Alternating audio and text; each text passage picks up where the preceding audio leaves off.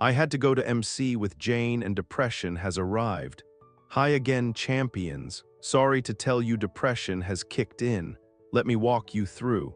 Several things have happened in the last months. But today, February 17th, my divorce is complete. I am a single man again. First, let's go back to October 2022. At last, I had a good peek of my life as single man. I've been going to my parents' house to learn to cook. I like cooking a lot. Last weekend, I made bread myself. It was kinda ugly but delicious. I'll practice a lot to bake a cake for my godchildren for their B-Day next March. Also, I noticed I'm very intolerant towards cheating topics.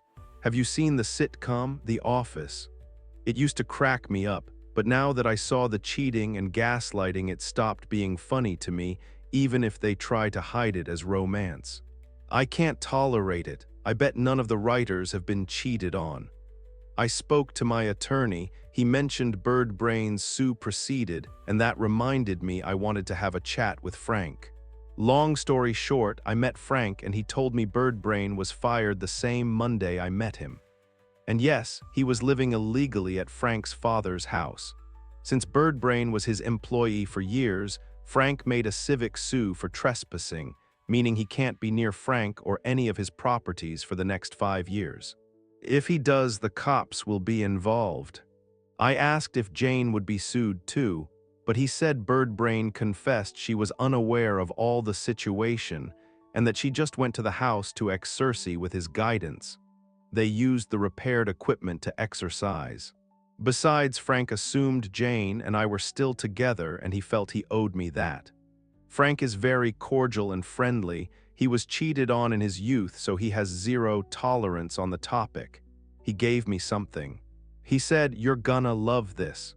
He showed me his phone. It was a soundless video from one of his CCTV cameras.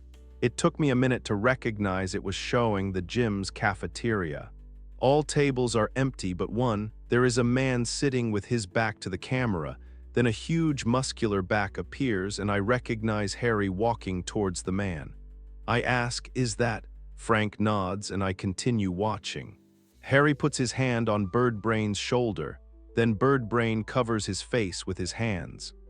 I can tell they are chatting, and finally both men walk towards the camera and Bird Brain's face can be seen clearly for a few seconds. Sad expression, red eyes and tears on his cheeks. The video ends when they are out of the screen. We both laughed. I said I'm gonna put this video as my screensaver. It was taken the day before Bird Brain was fired. I've gone to my first session with the psychiatrist. He said I have signs of depression due to my anxiety combined with my insecurities, so he prescribed a soft antidepressant pill daily until next session. At the time, I didn't feel any different. Also, I started taking kickboxing lessons. My coach told me I have good reflexes, but I have a long way to go. Jane took all her stuff from the condo. She also took our marriage big picture. My brother's friend gave me a good idea.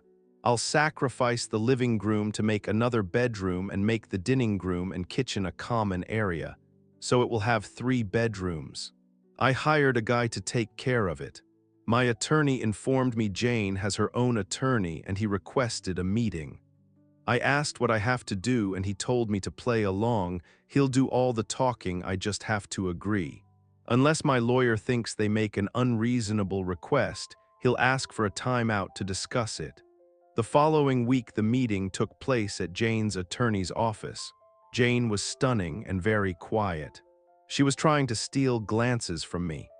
After the proper introductions, her attorney M50-ish mentioned since I've already refused to pay alimony, the issue concerning to her client won't be mentioned, Jane's adultery. My attorney said that's fine if it is listed for the record, which her attorney reluctantly agreed. Then they proceed to split our assets, which was pretty fast because I don't want anything, and Jane said she has taken everything she treasures. Besides, we didn't have expensive stuff.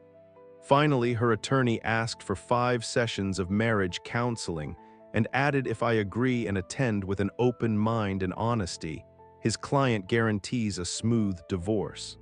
My attorney reduced them to 3 and NC between sessions. I made a worry face to my attorney and he kicked my foot under the table, meaning to play along. I saw Jane and she was making a face I've seen when she really wants me to do something, so I made my face of okay, you win.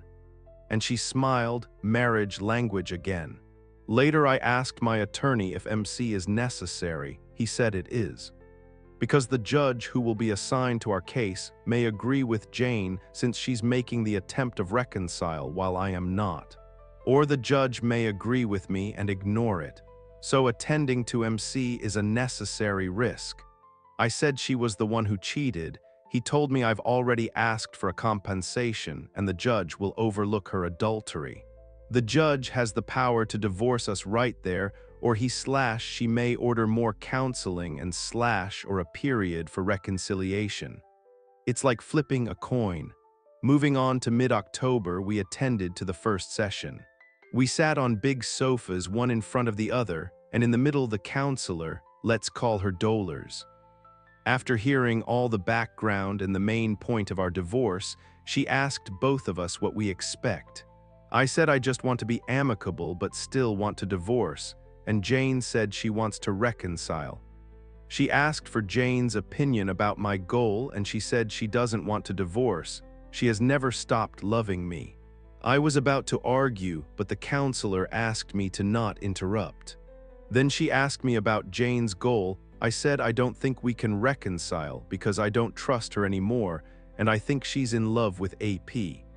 This time Jane wanted to say something, but the counselor asked Jane to not interrupt.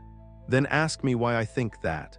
I mentioned the gaslighting, how she was jiggling the day before D-Day and how eager she was to get rid of me on D-Day. It was Jane's turn to talk. She swears she does not love Bird Brain. She has never told him, I love you, because she doesn't. She barely spoke to him during the day even though he was constantly sending messages to her. She assures me she doesn't know important stuff like his B-Day, but she confessed she liked the thrill, the secrecy, the staring from other people. She wanted to show me from her phone she wasn't talking to Bird Brain that night. I said her phone is useless because she used to delete conversations. Dolers mentioned there are apps that can recover deleted messages. I said, oh yeah, but Jane was silent and I could see she was thinking very fast. Dolers and I stared at her and she was making nervous movements. I said, will you give me your phone? Jane looked like she wanted to argue but kept silent. I said, you are still in contact with him, aren't you? Jane almost screamed, no, I swear. But she was hesitant about giving me her phone and finally she gave it to me and said, please, remember the Jane who texted is not me anymore. I said, what does that mean? I beg you, don't make me say it. I was in the fog. I asked Dolers about this affair fog.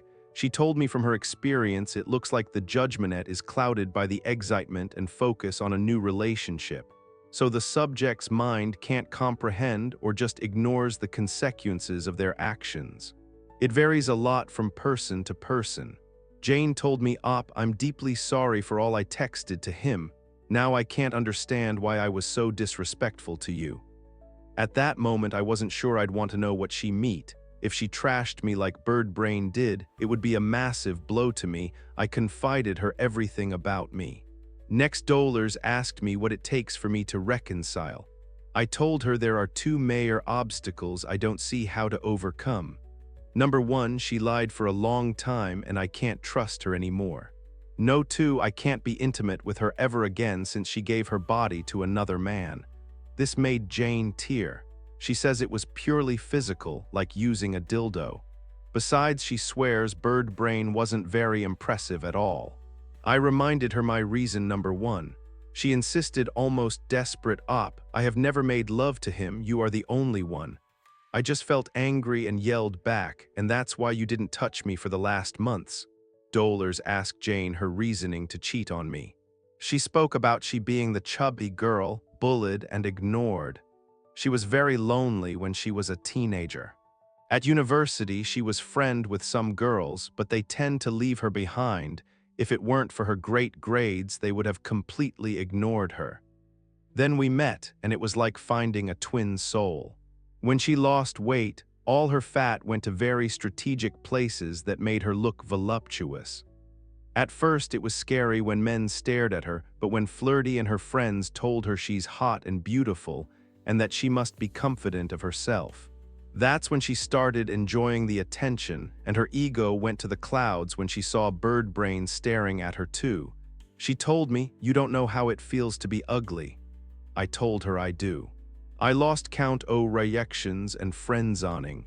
At job, female colleagues made a list of handsome male colleagues, and I didn't figured in it. I am still unattractive, and I didn't care because I had a person who loved me. But that person traded me for a better-looking guy. That sentence made her tear again. I belong to an ethnicity very bullied in my country, associated to poverty and ugliness. I had very hurtful nicknames, and according to my therapist, that's what made me gain weight, like an armor to protect my wounded ego. Dolers asked me if I can see she's remorseful. I said I can tell she is, but just because she's been caught, not for her cheating. Jane said she knows she screwed up, that's why she confessed to all people we both know. Dolers was specially interested in this confession and asked Jane why she confessed to people unaware of our marital problems. She said she knew she deserved a punishment. It wasn't enough my anger and cold shoulder. Many people called her and breathed her. She listened to every word, every insult, and every swearing. SIL can confirm she did. She has lost friendships, and mostly my relatives have disowned her, but she gladly took that bitter step if it would help to reconcile with me. I was out of words. Dolers told me most unfaithful people tend to hide their cheating as a negation mechanism, but Jane didn't. She owned her mistake. That's something I should give her credit for. I asked what would have happened if I still were unaware, if today I were still clueless. She said Bird Brain was getting very aggressive and he was demanding either he or she tells me about the affair. He used to scared her saying something would happen to me and she was afraid what he would do. I scoffed. In her own words, "I think you finding out was the best thing that could happen." It made me react and realize how screwed up I was. I told her I know Bird Brain is in love with her and she already knew. That's why he hates me and used to trash me, and he was demanding to disrespect me in my own house. He knew if I was in the picture, Jane will never be his. Dolers asked me, "What does your wife win asking for this marriage counseling? If she's so in love with Bird Brain, wouldn't she be eager to divorce you sooner? Why is she making all this effort?" I must remind you she has already lost her acquaintances' respect. I couldn't answer. I know I'm not her meal ticket. She had a very decent job and she can get another one easily. She's not homeless nor disowned from her sister. Then I said, for the sake of the argument, let's say we reconcile and we live together again. What would happen then? I doubt everything she tells me. Every time I'm not looking, I'd suspect. It'd be torture for me, Jane said. I know it would be difficult, but I'd never give you reasons to doubt me. I responded. You wouldn't for now, but what about in 2 years when the dust settles? When I have signs of trusting you again and another Dutchie bag catch your eye or stares at you? Jane kneeled in front of me looking me in the eyes. I'd never hurt you ever again. The 2 most devastating experiences I recently had were when I received the divorcing papers and thinking you may have been badly injured when they called me from the hospital. If you give me another chance, I'll always remember this 2 times I thought I lost you and devote my life to make us happy. I was out of words again, so I just scoffed again. By the time the session was over. At home, I checked Jane's phone. I noticed Bird Brain is still blocked. I unblocked him and a lot of messages came. Babe, are you okay? Babe, call me. Babe, I'll go to your house to check on you unless you call me first. Babe, where are you? I bought an app to recover deleted messages. I was very nervous. I got most of the earlier messages back. The older ones were difficult, so I got a few of them. I was expecting she being disrespectful to me, but she tries not to mention me. I found some sexting conversations, but knowing Jane, she didn't enjoy it. Bird Brain uses rude words a lot and Jane hates that. He called her babe and some other ridiculous pet names I didn't even dare to use when we were in the honeymoon phase. Lots of I love yous from him, but I didn't find a single one from Jane. I felt some relief and then punched myself because I shouldn't feel that. Also, as Jane said, Birdbrain used to mock me. He called me fatty, pathetic loser and little girl. Whenever he mentions me, Jane just said, "I don't want to talk about my husband." In the most recent messages, I can tell whenever she didn't play along, Birdbrain got angry, and he told her he was on his way to my job to tell me everything while she begged not to. Obviously, it was just a bluff. He doesn't know where I work. I looked for the messages at D-Day-1 and she didn't texted him. No call records either. I snooped some more and saw she was messaging to a chat group with Flirty and 2 other girls that night. They are hilarious. Some of their comments made me chuckle. At D-Day+1, Jane was kicked out of the group. The next MC session, it was related to our past. Dolers asked how we met. It was at the university. We both were in the library doing homework. I had the last copy of a certain book. Jane asked me for it because she had to go home early, but I also had to go to my job, so we needed it, and I told her we can photocopy it. We were in different careers, but we had the same teacher, so the assignment was the same. We chat while we were in the line.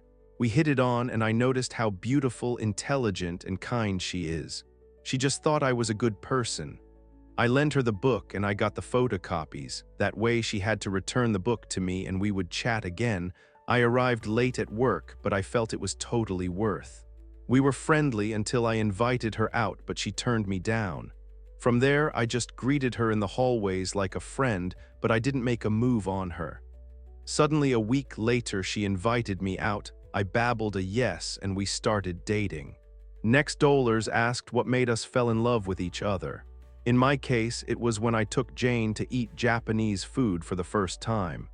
She was clumsily trying to eat using the chopsticks until she had enough and said, "Fuck this," and she pierced the meat and ate that way.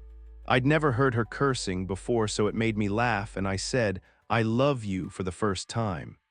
Jane took longer, but she says it was in a trip we both took.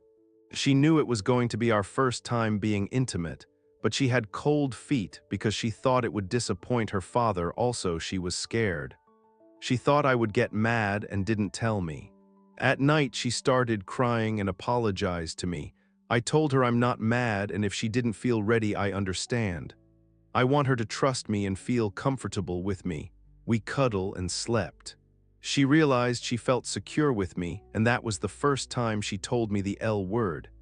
That session, I did got angry nor yelled, and I had a nice time remembering good old times. I gave Jane her phone back.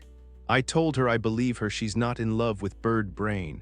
She took her phone, smiled at me, and left without a word. She really is respecting my NC request. The following Sunday, one of my cousins, let's call her Karen, threw a Halloween party at a bar and she invited me. No disguises were required, so I groomed and attended to the party alone. Karen was one of the many people who received Jane's confession. She wrote her that she'll introduce me a very hot date, so she introduced me to a friend of hers, a woman in her late 20s, very attractive. Let's call her Princess. I greeted her and then I saw it. She made a face I've seen several times, like if I had a giant booger dripping from my nose, a face of disgust and disappointment. I usually don't care about it because I had my beautiful wife. At that time, I was eager to know how much I've improved myself. Seems none since 18 years ago when I met Jane. She never gave me that look. She always looked happy to see me. That's why I fell fast and hard for her. Immediately, my defense mechanism acted, and I wanted to keep my distance from Princess, but Karen sat us on a booth, and I tried very clumsily to chat, but she barely responded. She took her phone out and texted while I tried to maintain conversation. Another guy came and told her, "Here you are, I didn't know you were coming." "Wanna dance?" She looked at me and said, "You don't mind, right?" I said, "Go and have fun." I saw them getting lost in the crowd while I kept thinking, so he didn't know she was here, but still he was looking for her. I bet she texted him, "Come and save me from this creep." I looked for Karen. It took me some minutes to find her.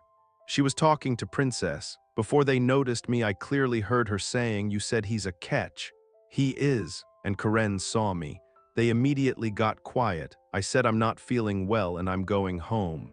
I told Princess sorry for not meeting your expectations. She shrugged. Karen had daggers in her eyes. When I got home, I thought she just was some materialistic witch, but she moved some dark old feelings from my youth. I couldn't stop them coming for me. I'll be alone from now on. Childless, wifeless, I am a very unattractive man. It will be very hard for me to build another relationship. I'm almost 45 and alone, a total loser. I had another anxiety attack. My therapist told me what to do. I got under my sheets covered from head to toes. I was crying, trembling, and sobbing I don't know for how long until I woke up very early in the morning. My pillow was wet because of my tears and sweat. My head hurt and I sat on my bed staring at the floor for almost an hour, lost in my dark thoughts until my alarm rang. It was time to get up, but I didn't. I felt out of energy. I didn't go to the gym. I sat on the shower floor to sob and I went to work. One of my close colleagues, same guy who lent me his car, noticed I was very quiet and slow. He told me I look sad and I finally understood depression has kicked in. The following day, I received some texts from Karen apologizing for her friend. I ignored it and tried to go to the gym, but I felt like my energy was cut in half or less. I was tired very quickly. I didn't complete my session and went home. The following Tuesday, I took my godchildren trick-or-treating with SIL in Mexico. We do this on November 1st and 2nd. I cheered a bit, but when I got home, I felt down again. The third and final session was 3 days after Karen's party. I arrived and tried to make a good face, but I failed. It took some minutes to Jane to notice I was not the same. She asked me if I was okay. I faked a smile and said I'm fine, but she stared at me and I couldn't see her in the eyes, and she asked Dollars if we can reschedule because Op is not well. I insisted I'm fine, but Jane said, "That's a lie. I can tell you're not fine." Dollars asked me what I am feeling. I didn't want to look weak in front of Jane, but then she said, "He's sad."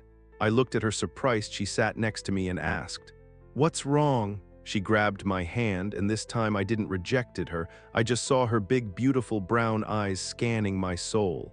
I'm ashamed to admit I started to sob. I put my elbows on my knees and teared a bit. Jane caressed my back and I regained some composure. My nose was running and my eyes were red. I went to the restroom and wet my face. When I returned and sat next to Jane, I saw she had tears on her face, and Dollars asked me the reason of my sadness.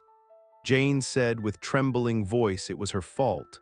I agreed to be honest and told her it's not because of her. My insecurities are giving me a rough time. Jane stopped crying and grabbed my face with both of her hands and placed it in front of hers, nose to nose. She said, "Op, I really hate when you say you are unattractive." Yeah, I've whined to her about this in the past, especially when I felt I was losing her. Then she started numbering the things she likes about me. She also added, "When I undressed you at the hospital and you were only in your underwear, the nurses and I thought hubba hubba."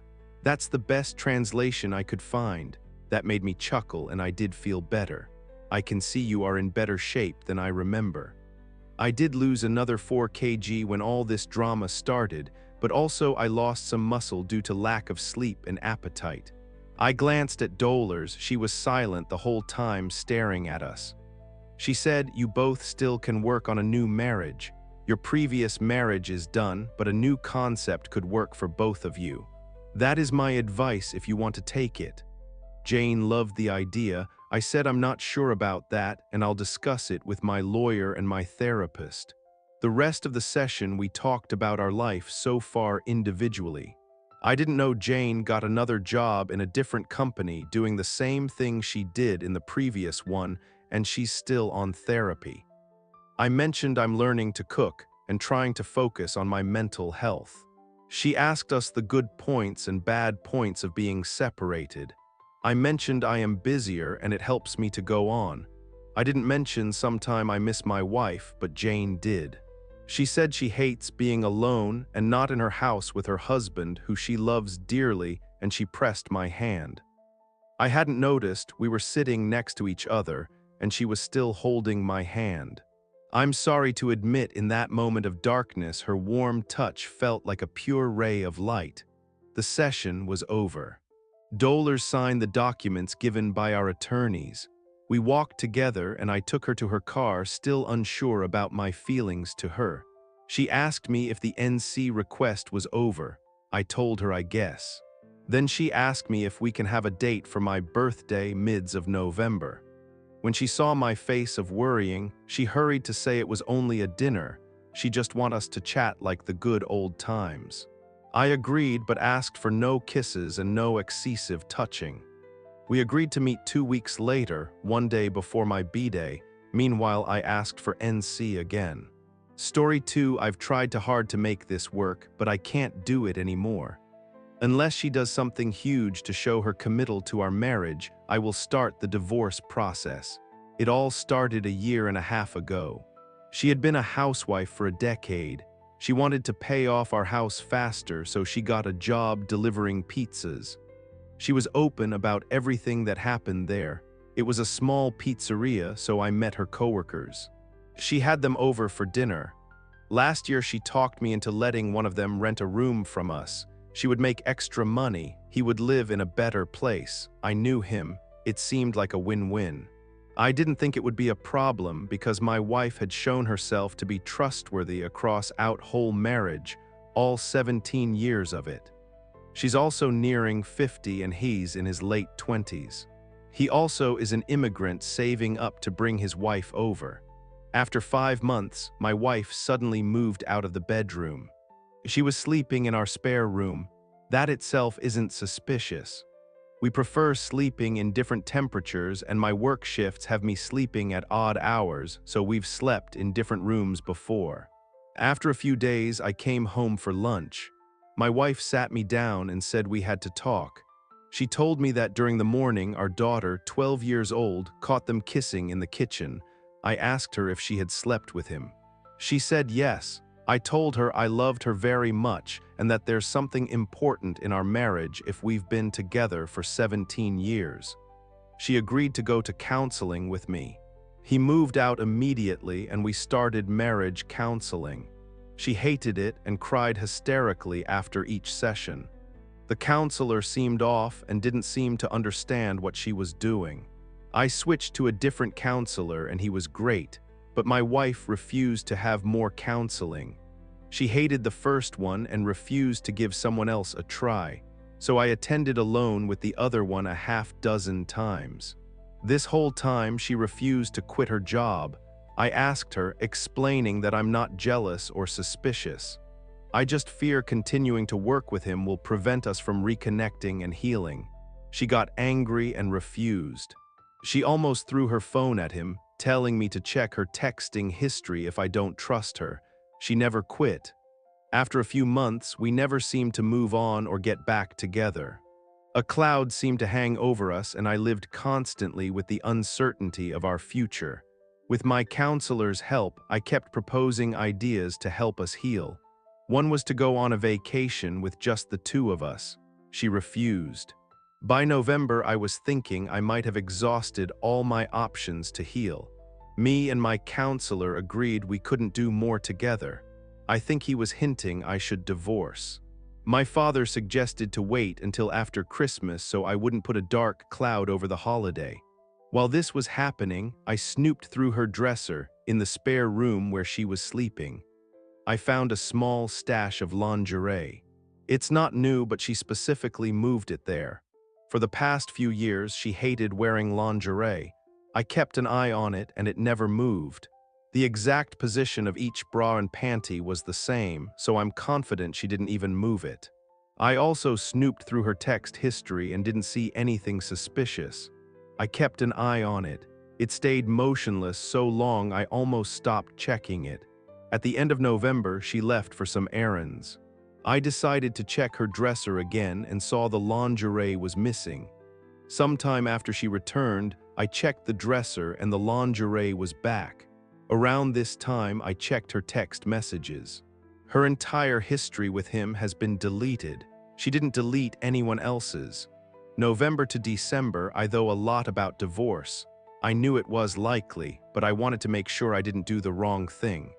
We have a daughter, we get along so well, and it will be hard to meet someone with her traits again. 17 years. Maybe I was just working up the courage to leave her. At New Year's, the other man went back to his home country. She drove him to the airport and kept his car here. A few days later, she told me she thinks he wasn't actually on vacation, but to stay. She told me suspicious things he said. But as she talked, the things became strong and more obvious. So obvious it looked like she knew he was staying but was faking, just figuring it out. I checked her phone again, and she had redeleted her entire text history with him. Again, this week she said his wife found out about the affair. My wife had tried communicating with him, and his wife told her never to contact them again. I offered to email him to arrange disposal of his car, but she ignored me. Yesterday she told me she had tried multiple times to contact him, and his wife texted and emailed her angry words and emojis. She doesn't seem to get it that she should stop. That was the final push for me. Not only does she not respect me, she doesn't respect his wife either. She seems to have no intention to stop her relationship with him and has done some highly suspicious things. I'm done.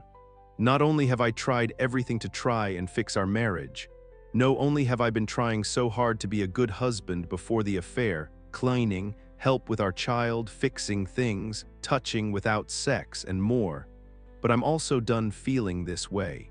I've felt shock and fear. I frequently break out crying.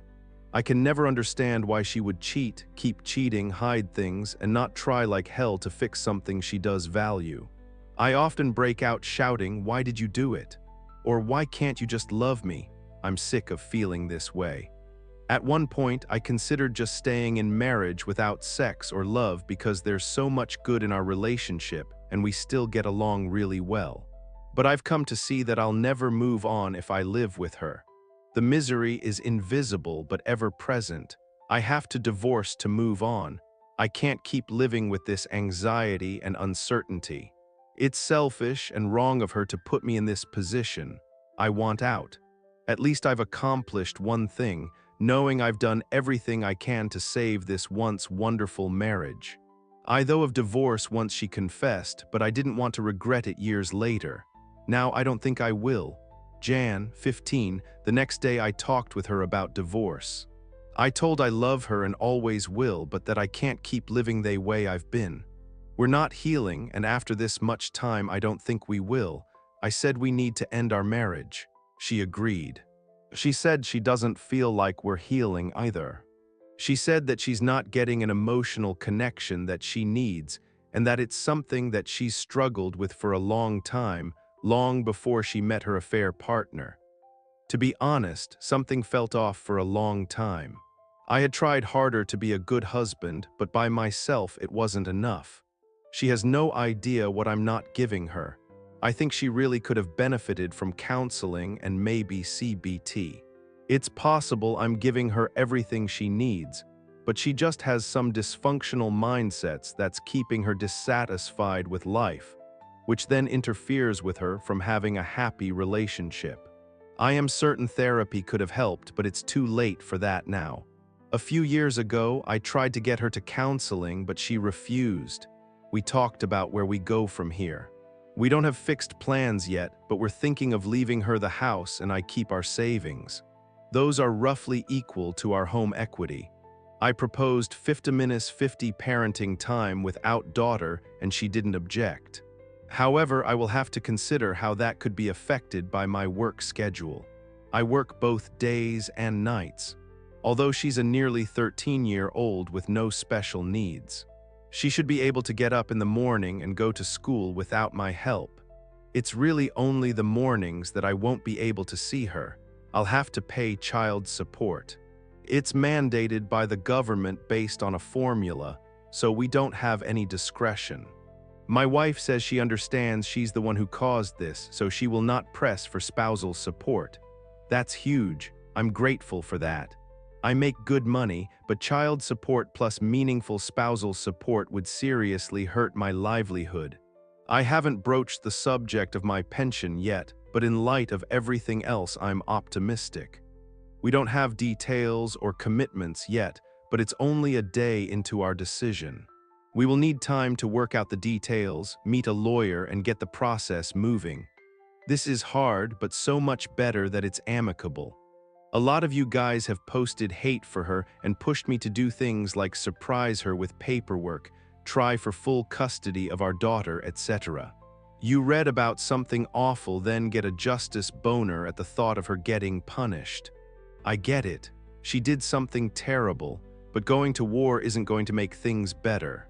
I simply have no chance at full custody or keeping all the assets. A legal battle will cost tens of thousands to only end up with a deal that's worse than what she's offering me. Then there's months to years of stress, anger, and conflict that would hurt our child above all. And the only ones who would come out better would be the lawyers. Screw lawyers. Also, I just would rather not be angry. I just feel better being at peace. With our child, we'll have to work together even after a divorce, so we might as well get along. I've seen plenty of other people constantly quarrel over their kids. They're always frustrated, miserable people. I don't want to be like that. I don't feel happy yet. I feel sad, scared, and sometimes sick to my stomach. Sometimes I second-guess this decision, but it's obviously the right one. Divorce may be analogous to ripping off a Band-Aid, but I guess it still feels bad because divorce is a process, not a single instantaneous action. I hope things get better. January 23. Some users have messaged me for another update. There's not much to add, but here it is. Since decided to split, she's been looking for new places for me. Seriously. She looks at houses for sale and shoos me good ones as if we were moving together. She's been looking for work too. Once she said, "What are we doing?" as if it was crazy for us to split. She asked me if I really want to do this. So I'm getting mixed signals as to whether or not she actually wants to divorce. She also restated that she will not see a therapist. She needs to. I love her still, but I can't live like this. I can reconcile or divorce, but I can't fence sit. It's been hanging over me for months. I need to move on from this, and if she's not going to change, then leaving is my only option, no matter how much it hurts. I'm getting a lawyer this week. Last week I was crazy busy. Hopefully getting legal action moving will help me. At least I know I'm taking control and moving on. March 8. We've been getting along and living as if everything is fine, even though it's not. I've been looking at houses for sale and new cars. We've been sharing one vehicle, but that obviously can't go on any longer. Her behavior has been contradictory. For a while, she's acting happy and even once pointed out a good house for me. Other times, she's grouchy. She found a house she'd like, but it went off the market before she could see it. Since then, she made curt comments about other houses that would work for her. She hasn't been diligent about house hunting or looking for a better job. She wrote up a budget for herself and showed how she would be $1,000 short, even with my child's support. I offered to pay an additional $500 spousal support, telling her that it's not hard for a part-time pizza driver to increase her own income by $500 to make up the difference. She grumbled and complained about that and changed the subject. I was hoping to just leave her the house so I could just walk away fast and easy, but it might not turn out that way. I might have to just outright demand we put our current house up for sale. A few weeks ago, I asked her bluntly if she continued to sleep with him after confessing to infidelity. She stared at a wall silently for 5 minutes 6 seconds and said she doesn't want to talk about the details of their sexual encounters. Not surprising at all. A little later, she asked me why I want a divorce. I mentioned her continuing to have sex with him. She didn't deny it. That after 6 minutes 8, there has been no improvement in our relationship, and I can't handle living in relationship limbo. She mentioned a few things and said she thinks the only thing we're lacking is sex. Did she not listen to me? Our problems are a lot more than a lack of sex. A few days ago, I found some writing she did about our divorce. She was weighing the pros and cons of divorce. The cons has loving me and loving life with me. The pros had setting me free and immediate sex. Is she planning something? I found a guide to a divorce without lawyers. So we can probably save a lot of money on that part at least.